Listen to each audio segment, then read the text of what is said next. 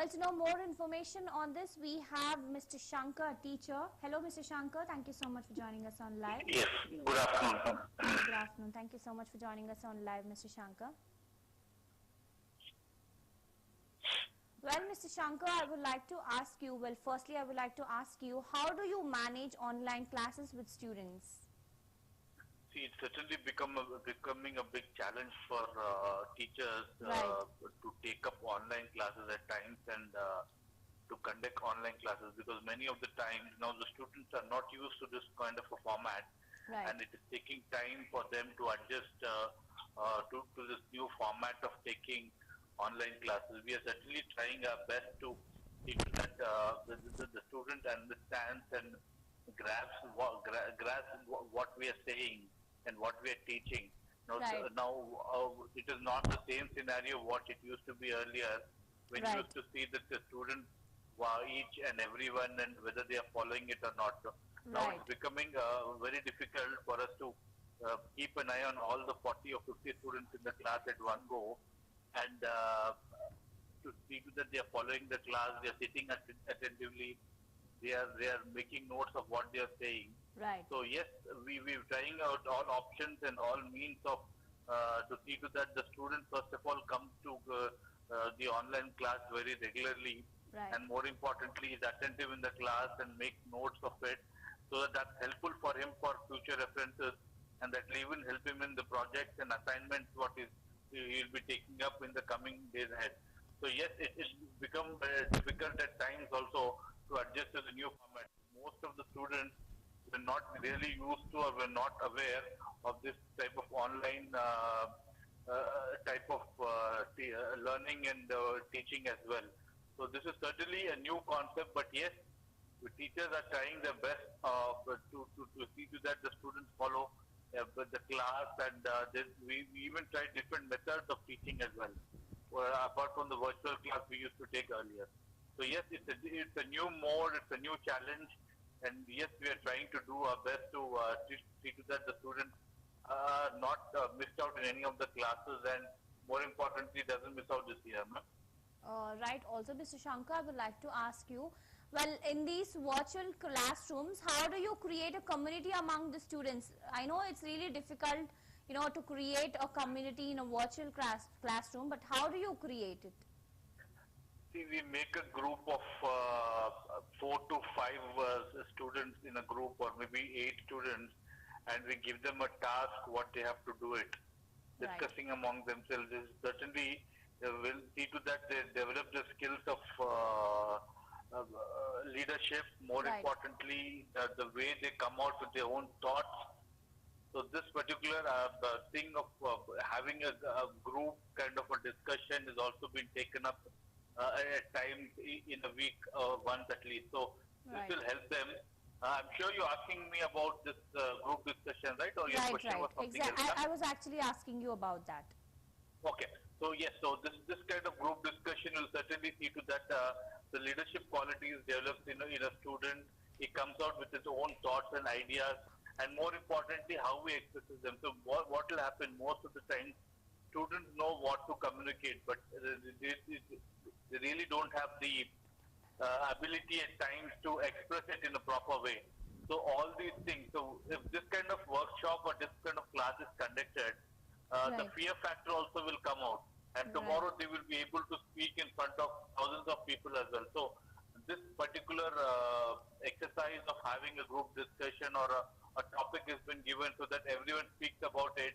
We used to do earlier, but now online also we are trying to do it, because what is happening every time we have a class, online class, students are getting bored at times. So something different has been tried out also to motivate them and keep them in the fray of learning online. Every time in a school earlier we used to have four periods or 5 periods, and one period used to be from extracurricular or somewhere for a PT. So Right. similar thing also we are trying to do online, where a group discussion or something which is of interest to the student, and which will make the student more happier. So yes, it's becoming better.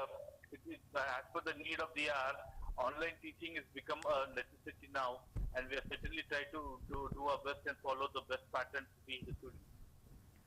Right. Also, Mr. Shankar, I would like to ask you, how do you manage kids engaged even from home, like from studying, and also how do you manage to keep them engaged? Keeping students engaged is also a big challenge, because we give them notes, we give them assignments, we give them projects, so that will keep them busy the entire day, and we even give them homework also. What can be taught tomorrow, and what students have to be prepared. So when Right. the moment this class starts the next day, we tend to ask them some questions related to the subject what you have discussed earlier. Right. So that will keep the students busy to be prepared that tomorrow teacher will certainly ask them some questions. Right. So giving this some kind of project to do or something which will help the students also to excel in studies. The kind of assignments also have been given to them, so that they cope up with it, and they be prepared and be happy to attend the next class.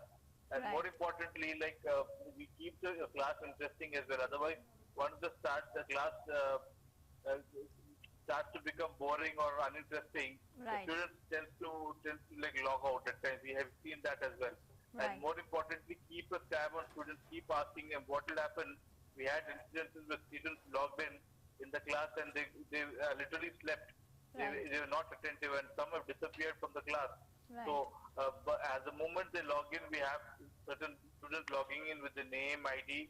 We take attendance kind of a thing, and more importantly, every 10 minutes or we keep asking students. So, are they attentive in the class? Are they first of all present in the class? Everything. The teacher keeps a tab on it and keeps the report, and that intensely transmitted to the principal on a daily basis. So yes, we are trying out different ways and different means to see to that we keep the class interesting. We see to that to keep the students engaged, and more importantly, we at times in between the class we start with some examples, illustrations, where the more students interaction is there, less of the teacher, ma'am. Right. Also, sir, I would like to ask you, how do you help, middle school students learn to work independently on these online classes? See, middle students are somewhere from fifth standard to almost seventh, eighth. Right. There, we've taught them the format of how to take up online classes. Right. We had a discussion with the parents, and more importantly with the students as well. We told them like this is going to be a new format of learning, and everyone has to follow it. We had a session with all the parents, Right. and even demonstrated the complete app-based education, how they have to submit in case there's an assignment, how they have to take the assignment test, how they have to upload the paper, how to upload the answer sheet, and more importantly, in case they get stuck up due to some internet connectivity, what is the best way to come out and contact the teacher. So all these things have been taught to the students and the parents as well, because at times parents also are sitting with the students and to guide them and to even teach, to help them out in case they get stuck.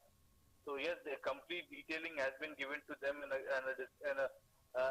the presentation also has been done to the parents and the students as well to take up online classes, and how this online class is beneficial for them in this hour of crisis when we are in the midst of a pandemic, ma'am.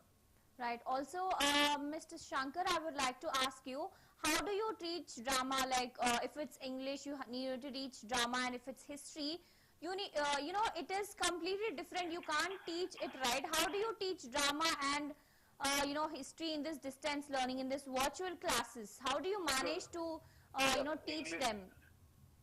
English and history Yes. are certainly a bit of theoretical and more of grammatical, dramatized. English is something like we need to narrate something, we need to, Right. that way we help students, we tell students to open up their book and probably look into the book rather than looking into the camera. Right. So they can probably hear what the teacher is saying. For example, it's Shakespeare or some other author, and looking at the book and looking at the page and the lines also, they get an idea. Yes, this is what the teacher has been teaching, and they try to understand and try to get a sense of.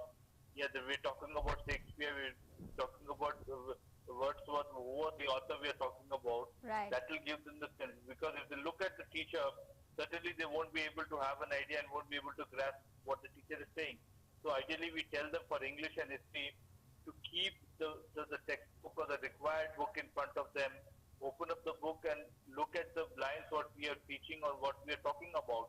So English and history are done in a slow and a phased manner where every chapter we go through one of each and every paragraph and teach them the importance of the particular king or particular times in the history and what is its relevance today and how well they can narrate it and how well they can relate it also.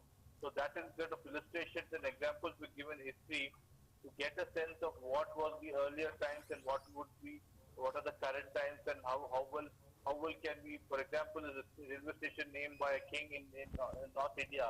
So we narrate it in that way.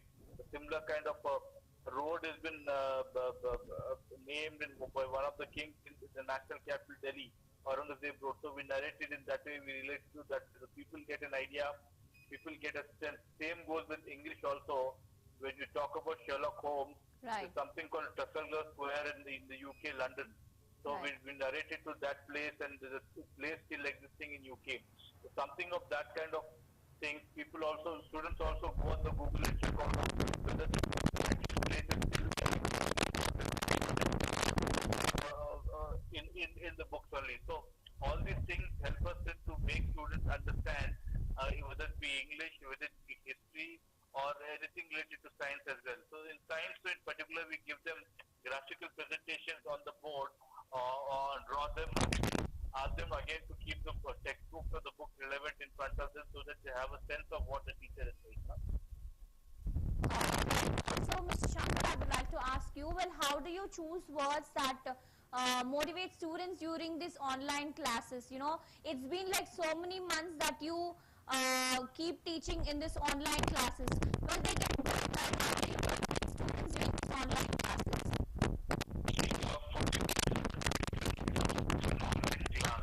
Right. Out of that, the 30 minutes and odd, either first 10 minutes or after last 10 minutes, we interact with students like what are they doing apart from studies, how are they spending the time, what are they doing, are they doing writing,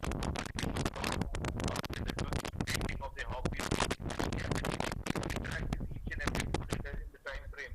Right. And have a session where the student is absolutely very free to speak to the teacher and even get a sense in case the student is actually stressed out by taking online classes.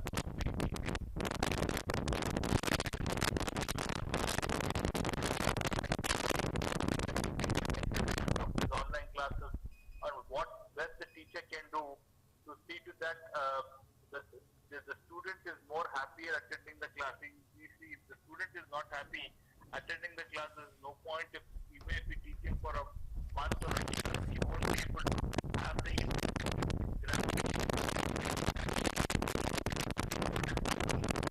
like that. So the interest and the enthusiasm should always be there. What we try to keep it in the student till the end of the class and try to speak to the student of what is the will keep the students motivated and more importantly keep the students interested in the subject and online classes. Right. Also, Mr. Shankar, I would like to ask you, what are the strategies to improve participation in your virtual classes? Like, what do you do? What are the strategies for your students to improve participation? We used to earlier before conducting online classes, we used to have something called competition. Right. So the best writing competition or the best person who speaks in the class or the best person who can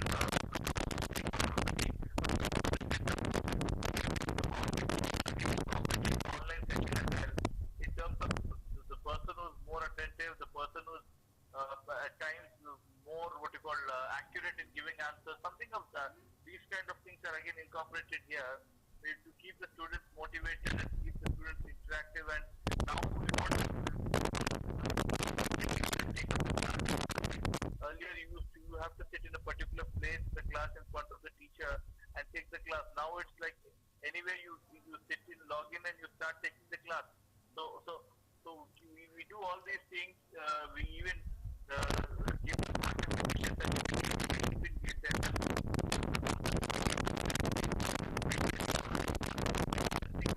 Planning out so that students sense that they have been monitored, they have been judged, they have been looked into, just like earlier days of a normal school.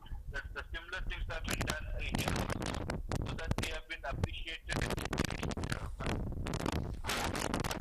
Shankar, I would like to ask you, as I've heard from many school students that they have performed some, exhibition, virtual exhibitions.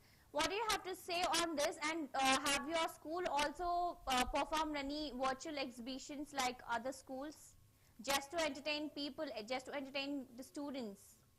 So we haven't done anything of that sort of having an exhibition of them, but now we will be planning out where every student has to come up with his own idea, innovative idea of innovation in the science and technology, and probably make it at its place and send it online or project it online, show it online, so that the people who are sitting at the judges also will have an idea of what exactly was their idea behind this innovation and how well it's helping the environment, and more importantly, how is it helping the society. So probably we're planning it very soon. Students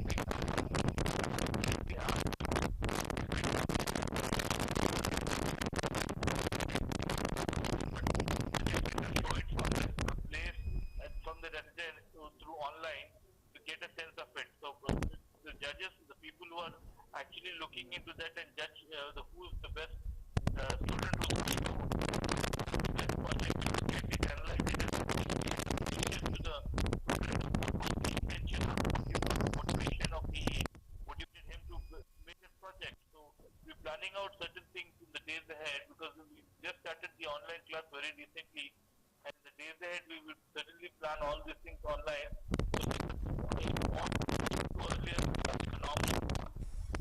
All these things would be done online as well. Yes, sir, I would like to ask you, have you ever given any assignments or PPTs or any other creative works just for the students not to get bored during these online classes? See, in an online class, we have PPTs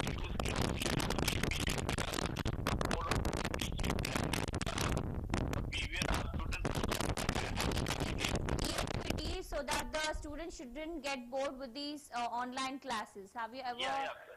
Yes, we've done some online project of teaching them online from the teacher's side, and even come up with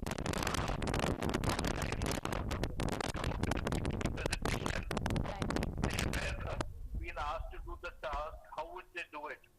Something on a slide on the PPT of an environment, Right. on the current pollution of and what can be done to reduce the pollution. Right. The water, the rainwater, what best can be used in terms of harvesting or in terms of retaining them for the summers and some difficult times. Right. So yes, all these things have been given projects and assignments also. So ask them to class. So what will happen? The student, once he makes the presentation on PPT, he'll get the opportunity to showcase it, to show it to his fellow friends sitting at home online, and Right. that will actually give them some grades and marks also. Right. We actually trying to mode is also the format and diagrams also, to help the student understand well and get an idea of what the teacher is saying, Right. and how well that can help them in also answering questions in the examination. Right. Also, Mr. Shankar, I would like to ask you, have you ever tried creativity to, to teach your students just to create a different environment in the virtual classes for your students? The creativity in terms of like giving them examples of relating them. For example, we talk about science, or we talk about some sports. What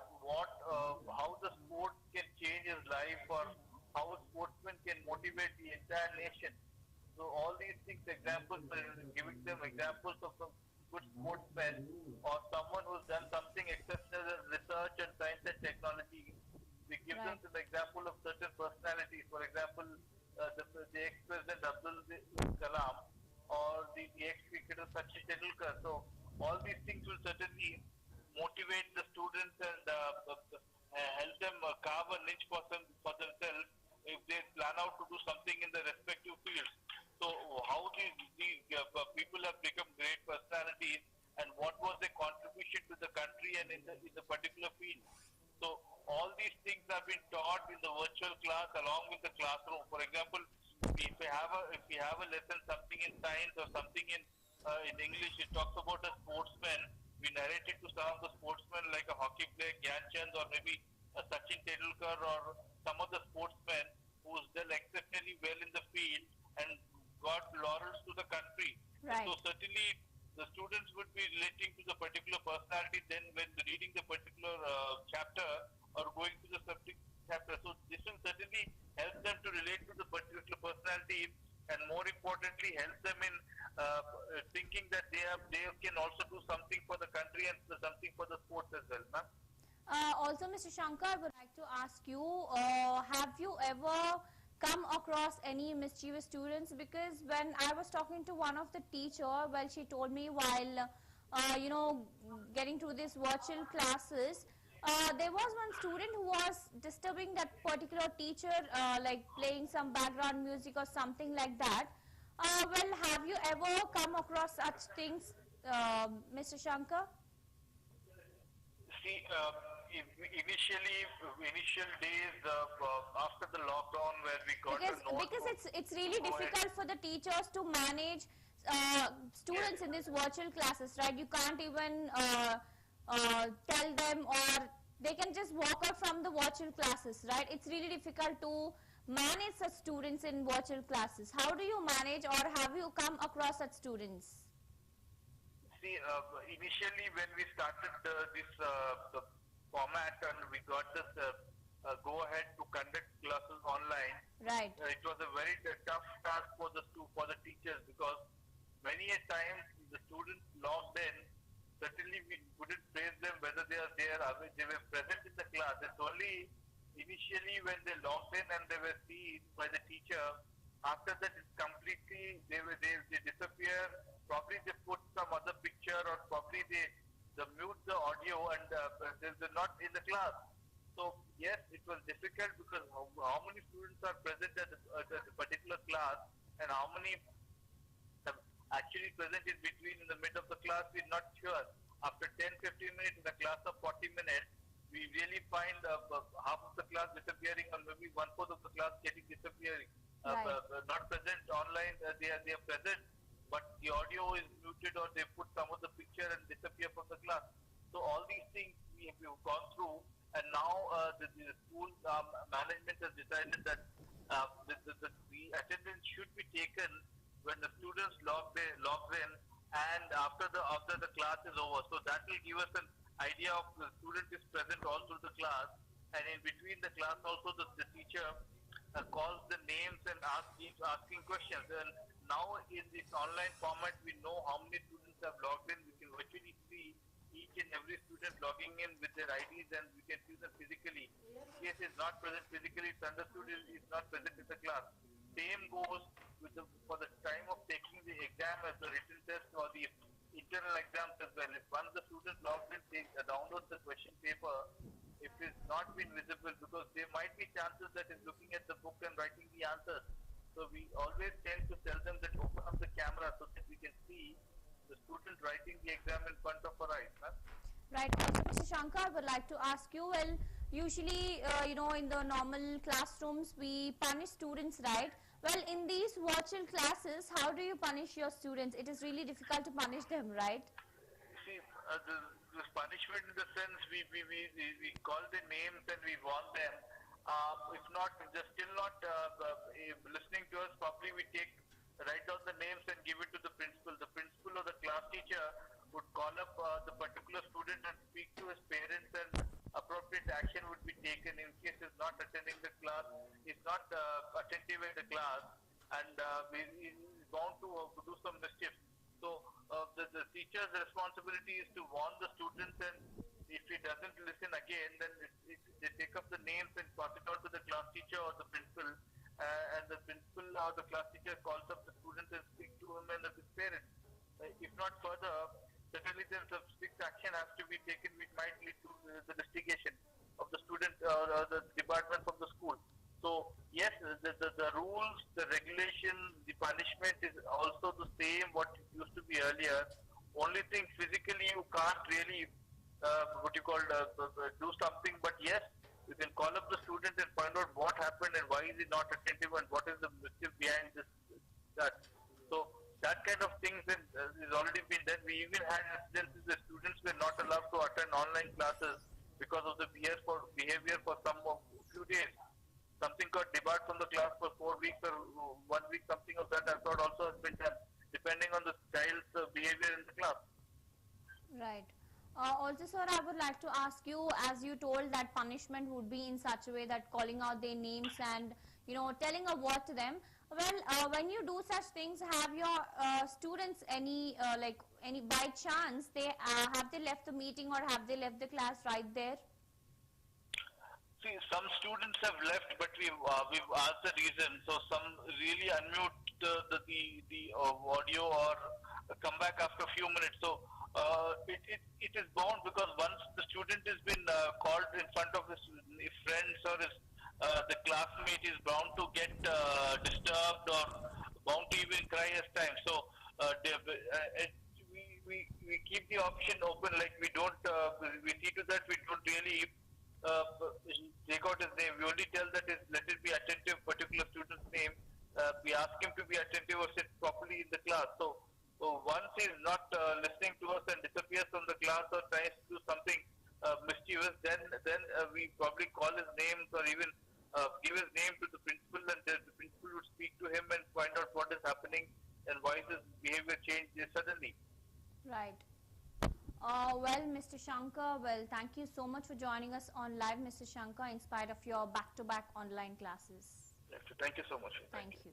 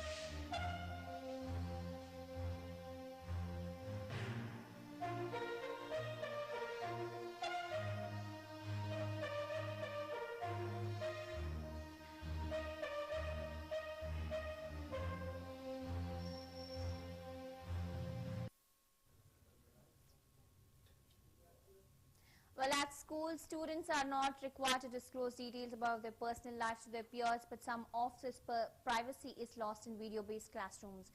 Well, to turn on video means allowing others into their home. Well, many of these online platforms are not secure, as evidenced by the Zoom bombers who have infiltrated classes, often disrupting instruction and sharing participants' personal information. Well, the information provided by students could be accessed by others, and content of the video could expose the location of the student's home and with whom they live. Well, this concern is about more than just discomfort as others learning personal details.